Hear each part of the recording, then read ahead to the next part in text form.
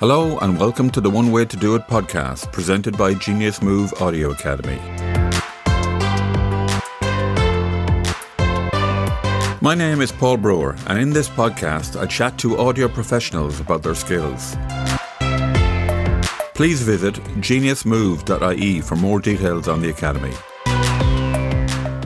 Welcome to the second season of the One Way to Do It podcast. Today's guest is Alastair McMillan, who for the last 15 years has worked with U2 doing monitors when they are touring, and also works on their music recording when not. I spoke to him recently as they come to the end of their residency at the Sphere, a custom-designed venue in Las Vegas. A busy year? A busy 2 years? Yeah, it's been non-stop really. Started with the Bono's solo book tour. I think it was, Oh, yes. what was that, September 22 it must have been.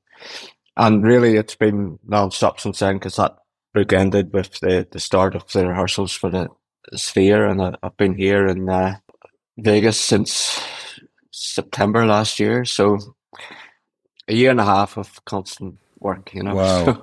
Yeah. So you have been home, I guess, within that time? I got home for a few days at Christmas, and the day I landed at home, I got COVID. So, Oh, Jesus. So it was a short and kind of uncomfortable visit home. Other than that, no, I've been away the whole time. So yeah, it's been a bit mad, The funny thing about this show, though, is normally by this stage on a tour, I'm dying to get home. Everyone says, every tour is 2 weeks too long. The last one. Yeah, and the last one. But I'm nearing the end of this. But I got to be honest, I think we've only 5 shows left. I'll be sorry to get to the end of this. It's been really, this particular show at the Sphere, it's been really a buzz. Really exciting working on it. And is that because it's also new? Yeah, there's. I got involved quite early on in the whole figuring it out, how it was going to work from an audio point of view. So I feel quite invested in the whole thing. Yeah, so it'll be every tour comes to a very sudden stop. Yeah, there just isn't a gig tomorrow. Exactly. Yeah, and you're literally living with a whole group of people, and then I get to Heathrow and I turn right to take the Belfast flight, and suddenly in that corridor you're by yourself for the first time, and it's always a really, really hard. That first day is such a crash, But I think this one will be more so because, as I say, we've invested so much time and energy into this one, But that's the way it goes. And how does the band feel, do you think? And that's without Larry as well, isn't it? Yeah. So that was a difficult process. I'm assuming, for them it must have. I think it's the first time since 1978. I think they've done a gig without Larry, so they had to deal with that. And I'm sure there's a lot of nerves about how a residency in Vegas could be perceived, but in actual fact, they completely smashed it out of the park. And instead of, I think, some people are suggesting, residencies in Vegas is the end of your career, but they've turned that completely around on this one, and made it cutting edge, reinvented it all again, which is what they do, So I wasn't really familiar with the how integrated the whole venue would be with the. It's more than a concert, really. It's a whole experience. Yeah. They've totally lifted the bar on concert experiences again, and I'm delighted, that it was them that did it. I think they were the perfect band to open up this new kind of venue, and so they are the first artists to play there, yeah? Yes, yeah, exactly. They were heavily involved in the whole, how to use the space and how to use the audio and the video, so they put a lot of work into it, and after the first night, it's the best reviews we've ever had. It's it's been really good, you know. So So it's essentially a fresh experience for a rock going audience, isn't it? yeah, there's a lot to take in when you're there. Absolutely, yeah. I mean, I've only seen videos of it and stuff, like, but it looks mind-boggling. But anyway, let's go Yeah. back to where you got involved with this project. And what is your job? What's the name of your job actually now? It's more than monitor engineer, isn't it? Well, no, officially that's my job, and on tour. I was also originally down as the recording guy on the tour as well. But as technologies come up, everybody on your front of house and monitors and other places, we're all multi-track, and you know it's so much easier to record now than it used to be. So we know I am just a monitor guy, but I've been there for this will be 15 years now. Joe O'Hurley, he's the head of sound and the crew chief and all that stuff. So it was very much, he came out a couple of years ago to investigate this whole new concept of the speakers that we're using. And then at this, I think February or March of this year, he said he was coming out to Vegas. The place was still being built. He asked me to come out and to give my opinion on things. And I don't want to take any credit for it. You know, it's all Joe's hard work to get it up and going. And, but he was kind enough to let me get involved a little bit, and that's a very vague answer, but it's a very vague Concept, position that I have. Yeah, exactly. But my main day-to-day job is looking after Bono's monitors. Just the stars, is it, or are the other lads left to themselves? Then, yeah. So there's actually 3 monitor engineers. I look after Bono. Richard Rainey, another Nordy, looks after the Edge, and CJ Erickson looks after drums and bass. I do kind of spend a lot of my life having to explain to people why we would have one engineer per artist, and there's various answers to that. But the individual mixes are so, well, certainly at this stage because they're used to it. They're very, very detailed and very involved. To mix all 4 of them at the same time, which I have done a few times on promo tours and whatever. It's very, very difficult to give each member the attention they're kind of used to, and all 4 mixes are very, very different as well. The other thing that I thought was interesting was that when it came to mixing monitors, they specifically asked for studio engineers to do it, which is I don't want to put a big difference between studio mixing and live mixing, but they just wanted people who'd worked with them in the studio, so they did those kind of mixes for them. You know, it is possibly a bit excessive having 3 engineers for a 4-piece band. You reckon? but it's a full time. Basically, and we're all completely independent. We're all separate. The audio is split 4 ways, and all the inputs, everything is a separate, and I do it my way, and Rich does it his way, and so it is like I'm mixing a front of house mix for Bono, and same with Rich and CJ. Except the only person who hears it is I'm just mixing for one person, whereas Joe's mixing for 1 million, 100,000 people. Some nights, yeah. It's as intense for me as it is for Joe. I think sometimes, you know, so you know, because they're totally reliant on it. You know. Can we go back to like 15 years ago? It's changed a lot within that 15 years. Is that a fair statement?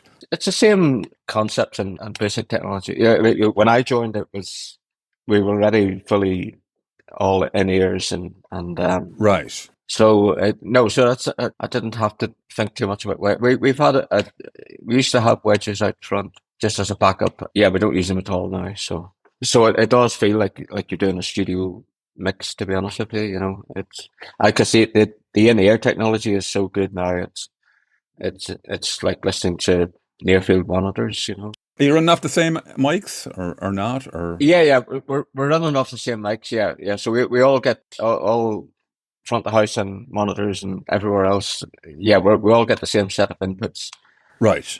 But after that, it's up to the different engineers to do their mixes. And obviously, I never get a chance to listen to CJ or Rich when I'm But I think just the nature of it is we all our mixes are going to be different, I guess. We mix for different.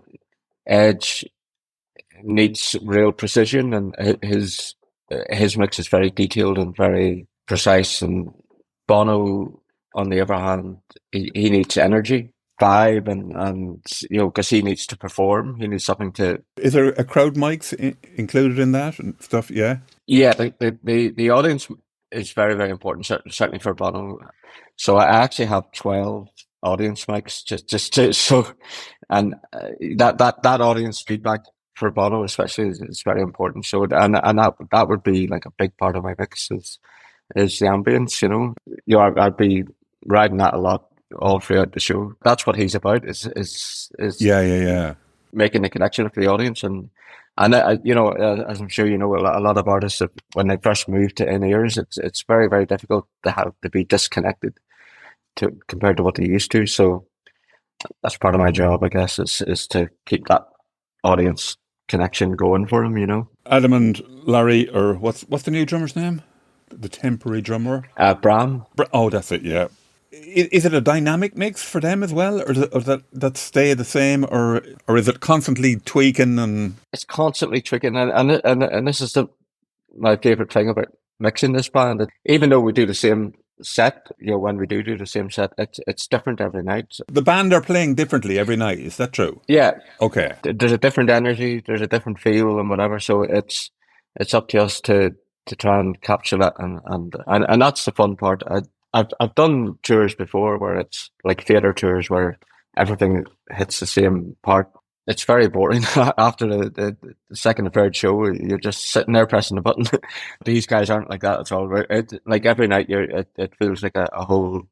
Well, it is. It's a brand new live performance which we have to react to, and it's what makes it so exciting. I'm coming across sounding very sycophantic, but I don't mind saying that. Like they're one of the best live performance bands, and so it's really exciting for us to get to work with that every night, And in terms of automation, we have like 120, 130 channels or something inputs, which for a 4-piece band is pretty impressive.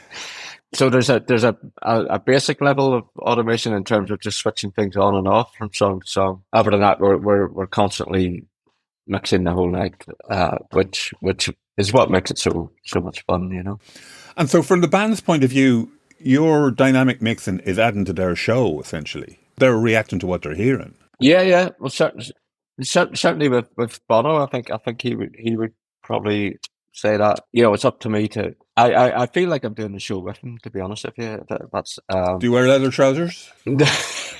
Just wondering. Only on certain days. Yeah. No, I mean that's the difference. Obviously, he's out there in front of all the screaming people, and I go home by myself at the end of the night and back to my hotel room and think about the choices I've made in life. But no, it is that kind of.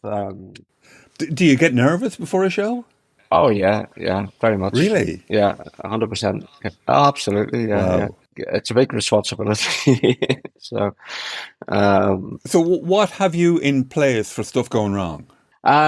Redundancy is important. Like the console that we use it's a Digico SD7, so it has redundancy built into it. It has 2 engines, so to speak. So if one goes down, you can flick a button on and touch wood. Oh God, there's no wood. We also then have an entire spare console sitting on the sideline as well, so we can switch over to that if that's the case. And it's the same at front of the house. So yeah, I mean it's such a big production show that we need to have redundancy if full redundancy, because they're fairly fundamental parts, and if one of them goes down, it'll be fairly disastrous. So, are there any speakers on stage then? Anything at all? Like, is the Edge? Not at the minute, no. There's a couple there just for emergencies, but they're all constantly in here. And is he using all the SE30s and stuff? I remember seeing a video before and it was under the stage and stuff. So does all that happen now, or does he is his sound gone digital as well? Actually, for this tour, he's using some new UAD stuff, amp simulators and stuff. But yeah, no, for the most part, it's still the full experience, that they've always used. Adam has a whole series of amplifiers going on, and we're always every song is like a blend of different amps. And same for the Edge, obviously, as well. There's a lot going on. So is the goal then to mix the song to represent the record sonically? Is that the idea? Well, we're not necessarily trying to make it exactly as the original album, but particularly Edge is very, very focused on the guitar sound for every part of every song. So they spend a lot of time dialing in the tones and the different various effects and sounds, and they go to incredible detail, even all the way through the tour. I mean, as I say, we're near the end of it. Still, every day that they'll come in and tweak the sounds, trying to get it better and better each time. So is that for them, or is it for the audience, or are they making the changes because they're interested in making changes and let's see what happens with that change, and that will just go out to the audience? I guess it's kind of both. Yeah, they're still very heavily invested on trying to get the sound that they want to get. And as I said, they'll go to incredible lengths of detail and dialing them in. It's quite amazing how people might think that There's Bono. there he is now. It's really good to see, that they do care that much about it. They They're didn't. not jaded at all. Yeah. Absolutely, no, 100%. They're very, very. All the focus every day is all about how to make the show better, and Better. they're always changing everything from the sounds to the camera angles, and it's all to do with the audience experience, really. Which it's great to see that they're as passionate about They're it not now. dialing it in. No, they're definitely not dialing it in. No, exactly.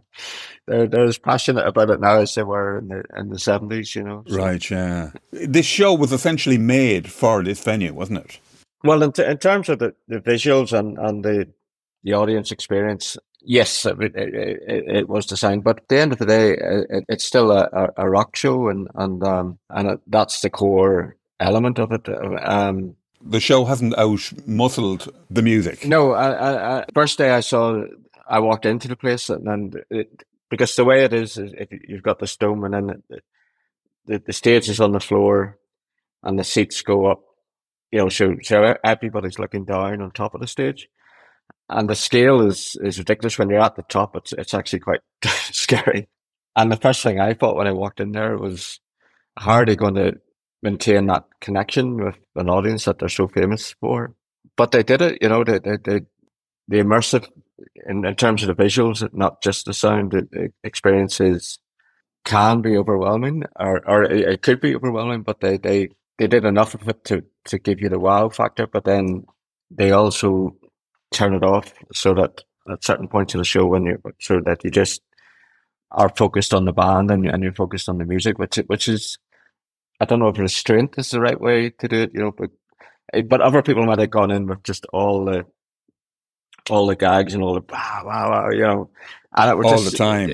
all the time, But they use it really selectively, or precisely, So for them, it's still a show, and it still connects with the audience. Which, given the scale of it, is says a lot about the show, So is this going to be the only place that has this facility, or is this the future of shows, or who financed it? Who invented this thing?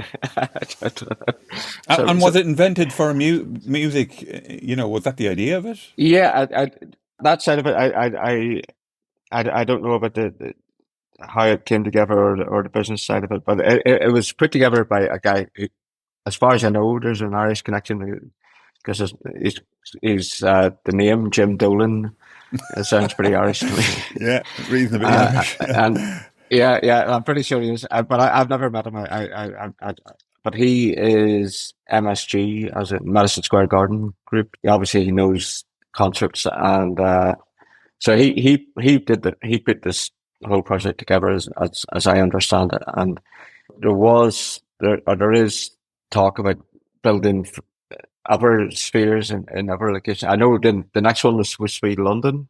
I think they've gone down that road quite a bit, but as far as I understand, the Lord Mayor of London has nixed that. They didn't get the planning permission, so I don't know where the next one is, but I believe the ultimate plan is to have 4 or 5 of them scattered around the world.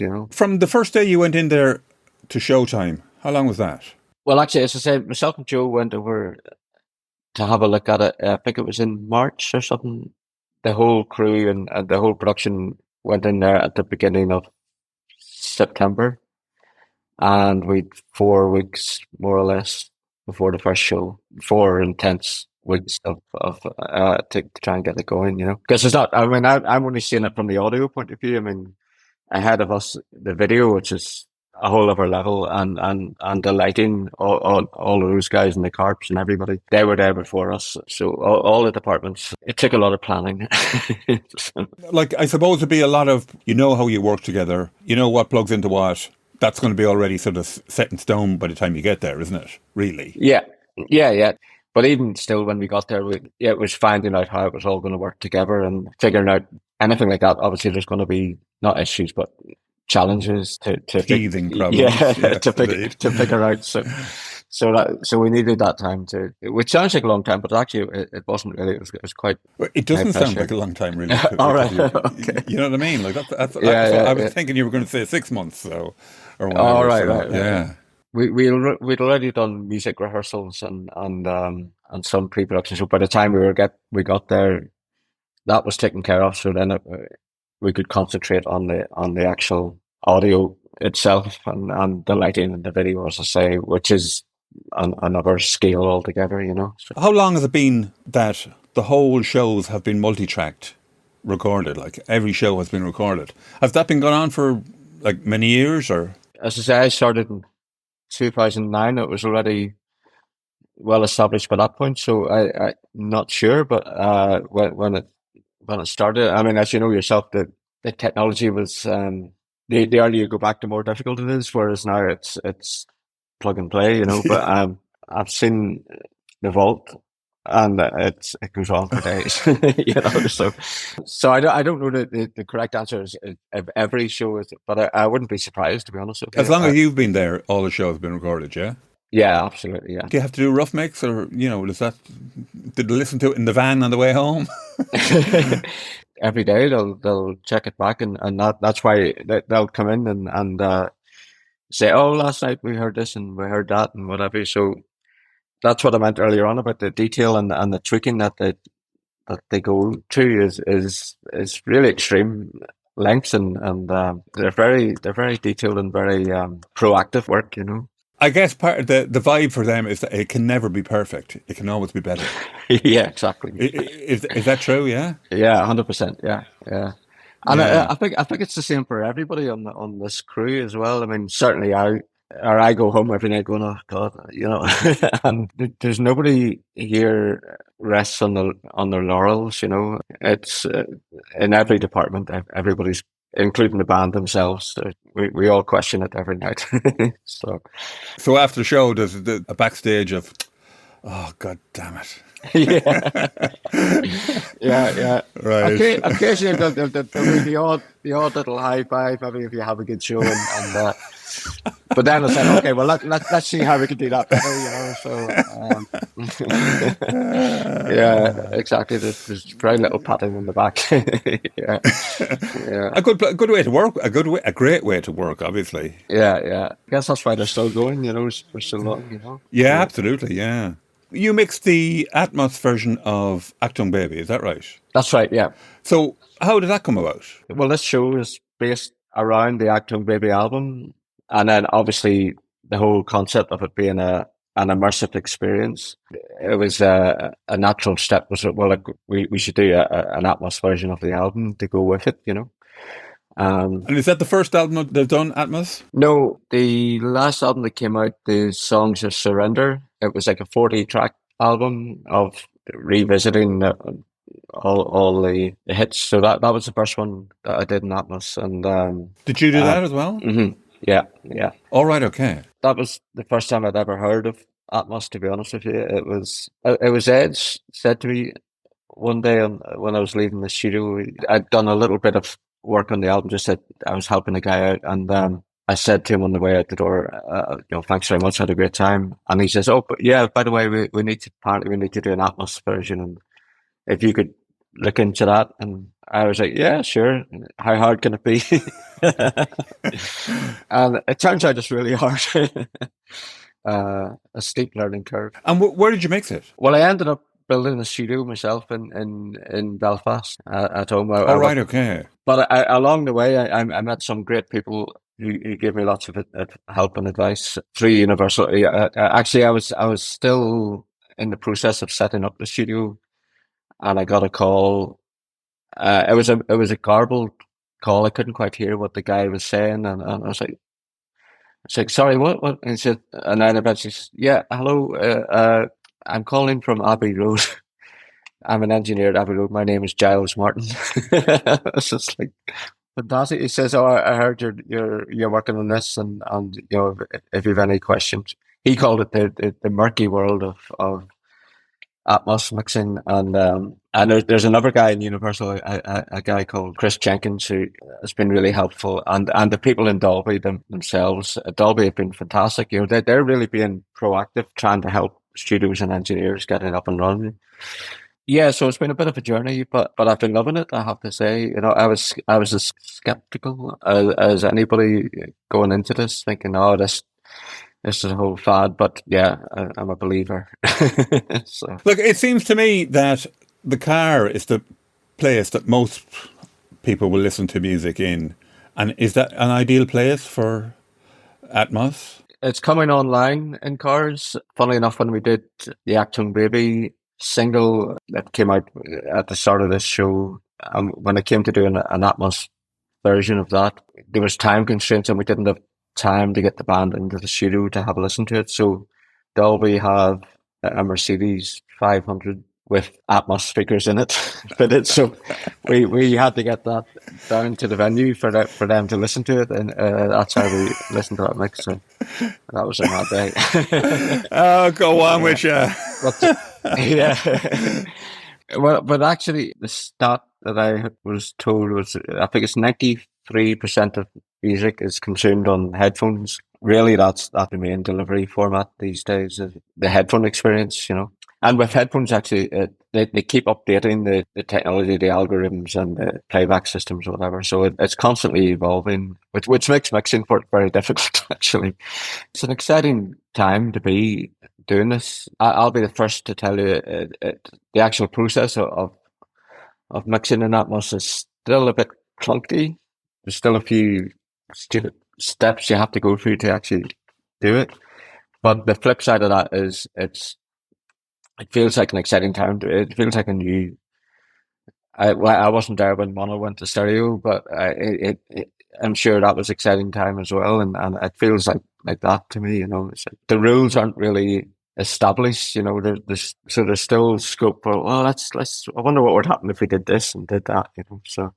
And is there much of that on Actung Baby? This is another side of the whole Atmos debate, is because I feel mixing legacy albums, taking them to Atmos, you have to be really, really careful to respect the original album. Most of the time, and credit where credit's due, Richard Rainey did the really hard work of trying to recreate the original stereo mixes first, which was a very, very tough job in itself. And then I took that into the Atmos world. It needs to sound like the original album. Just because you can fire something over there and up there and all around, it doesn't mean you should. It needs to be true to the album. It needs to sound like it was, but to bring you inside, you just change your perspective of where you're listening to it, really. but the album needs to be the same album. I'm not really explaining that very well, but I hopefully you're understand what you mean. understanding. So that was the constant challenge. Yeah. It's really future recordings that will excel in Yeah, that yeah. mode, and it will be I parts will be think written for it to being Atmos and stuff like that. Yeah, exactly. Yeah, yeah. But it, which will suit Mr. Edge when he has 8 channels of echo going on. So yeah, exactly. There's a lot of opportunities there. But but again, like I'd be very, I'd be of the strong opinion that at the end of the day, we're working with music, and it needs to suit the music. It needs to suit the genre. There can be a real disconnect when as you know, so many songs, so many productions are reliant on the glue of the stereo bus when it all comes together, and that makes so much part of the song, that energy. And as soon as you pull that apart, you're in danger of losing. the magic. Yeah, yeah, exactly. So it is genre specific and music specific, but for me, without sounding all cheesy, you have to get the music right first, and then you can move things out as long as the song is still there. Does anybody make an Atmos bus compressor? It is an issue, and they're starting. There are a couple of things starting to come online, but it's a little bit slow. I was speaking to another Atmos engineer only last night, but he was telling me developing this 16 channel compressor. So things are starting to come on board, and there are a couple of plugins out there, but actually that was a big problem I had, because certainly on the Songs to Surrender album, where if you have a lot of two bus processing, recreating that on a bed is really challenging, because actually on that album there was quite a lot of EAD plugins around the place, and they're not multi-channel at all at the minute, Yes, indeed. So you have to kind of find other bits of software to make it. I've been round the circle. I've been round circles. So essentially what you're saying is that the mixing process at the moment isn't perfect, but it may be in years to come when the tools arrive. Oh, it's getting better. Yeah. Absolutely, and the tools are constantly being updated, and the latest version of Pro Tools has I'm sure you saw that they've integrated the Dolby render into it now, and so it's getting better. It's getting better, definitely. I imagine. I suppose I don't know how the business works, but I guess people were sitting back, or some people are going, well, let's see if this takes off. And actually, I think this year, I think 2024 is going to be a make or break year, because up to now you've had the record companies, you've had Dolby, everybody really putting the push on it. So that I think they've done most of that work. So it's now's the time to see if the consumers are going to accept it and make it. That's just my opinion. I think this year will be. Yeah. If it's still here at the end of this year, Right. Okay. we're on it, So, Yeah. but I'm pretty sure it will be. To be honest, it's a good format. Yeah, I hope so, because I invested a lot of money in the studio. Right. Okay. Yeah. So, how big of a control room do you have? And I presume it's just a control room, is it? Yeah, just control room, and it's not actually. You don't need a huge space. You can estimating dimensions. That a part of my brain that's never really computed. So I could. Will they have height? And it may not make any sense at all. About that. Oh, right, okay. It's nice to have a bit of height, and you don't need a huge room, like 5 by 6 meters. I may or may not have got that number right. Is all you need, really. So you don't need a huge room. It's great if you can have 11 1/4. If you can get like a 12 speaker setup, that's really all you need. I say all you need. That's a lot of speakers, but that's an ideal way to mix. The way a lot of stuff has been mixed as well is old recordings and trying to reproduce them in the format. Is that a good way of working in terms of what the goal is, and you can switch off your musical brain a bit and power up the engineering brain more to deal with the things that need dealt with within the Atmos format? Is that a fair assumption? Yes. absolutely, because you need to match the way the mix works is when the streaming platform has them, the Atmos mix and the original stereo mix are together, and then the user has the option to switch between the Atmos version or the stereo version. So both those files have to match in terms of length and all that kind of stuff. And you don't want it to be completely different when you switch between them. So in terms of dealing with legacy stuff, yeah, you need to be referencing the stereo mix all the time very closely. Like you said earlier on, I think I haven't heard a lot of people doing it, but I think what's going to start happening is mixing in Atmos first and then creating the stereo file from as a down mix sort of thing, So, Yeah. which will be an interesting way to do it, Yeah, I'd like to try that actually. Yeah. Whereas at the minute I'm trying to get the Atmos version to match the stereo. Yes, indeed. And Your I hands think are doing the tied. legacy, yeah, exactly. Recreating old albums is a slightly different, well, completely different mindset to doing the new stuff, I think. But it's fun. It's exciting. No, it's not actually. No, I spend all day pulling my hair out, going, "Oh my god, I can't do it." So yeah, that's actually not fun and exciting at all. But I have heard some amazing albums in Atmos, and one of the first ones I heard was A Kind of Blue, Miles Davis, which is one of the greatest jazz, and it really, you do really feel like you're in the room with the musicians on that, and it's a whole new experience, But I've heard other albums that don't work at all. It just, certainly when I was mixing it, both for these albums, switching between the stereo and the Atmos, if the Atmos didn't sound, if it didn't bring something to the mix, then there was no point in doing it. I'd have to, if it didn't sound as good as the stereo, There's no point in it. There's no point in it. Yeah. So that was always switching between the two of them. Anytime that the Atmos sounded worse, then I'd have to go back and work on it, So And find out why. Yeah. So that's how Alastair does it. Many thanks to him for making time in his schedule for a chat. Please visit geniusmove.ie for more info on audio courses to suit you. Thanks for listening.